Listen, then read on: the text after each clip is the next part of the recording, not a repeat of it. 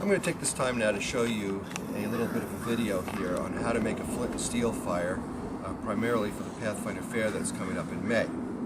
You're going to need a few things. Of course, you're going to need a piece of flint. This is black English flint, and it's a shard of it. It has a sharp edge on it, and that's the side that you're going to be hitting against the steel. This here is a clamp, a C-clamp, an old C-clamp that has the forged body on it that we'll be clicking the flint against to get the spark.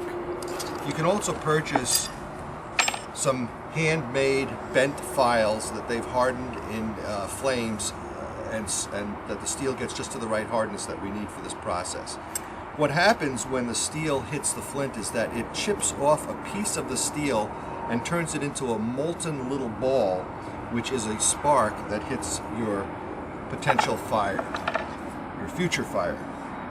So, what is that spark going to hit? That spark is going to hit what we call charred cloth. Charred cloth is black. It's been burnt, and I'm going to show you how to burn this cloth right now and create this charred cloth. That charred cloth then sits in a nest of jute twine. You can fray this jute twine and make a little nest out of it, and I'll show you that nest in a second. But the first thing I want to show you is how do we make the charred cloth. What I usually do is I will take a blowtorch here and get a little yellow flame going on my blowtorch. Then I'll have a steel stick that I'll hold and support the cloth. This is usually I use Irish linen. You don't want to use any cloth that has any fire retardant in it, like undershirts and that kind of thing. But Irish linen tablecloths, they're perfect. Then I'll just take this, get a good flame going on this thing here. What I do is I have down on the table here a newspaper. And don't worry about the newspaper catching on fire. It's not going to catch on fire. So you just get this thing going nice. Roll the stick a little bit so you have this flame blazing pretty good. What you're going to do then is take this piece that after it's nice and toasty, getting to the right blackness, just lay it on the newspaper nice and gentle like this, and then just push your hand down on the newspaper like that. And just wait a while because you want the sparks to go out. And you don't want any sparks left on the charred cloth.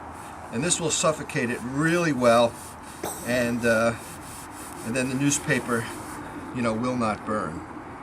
So here we go. Here we have some of this charred cloth. So, what do we do with this now? What you want to do is have like an aluminum tin. You want to take your little nests of frayed up jute that you've pulled apart from the string, lay a little nest down on the table, and notice I'm using gloves. You want the Pathfinders to wear gloves to keep their hands from getting burnt or even having the rock hit their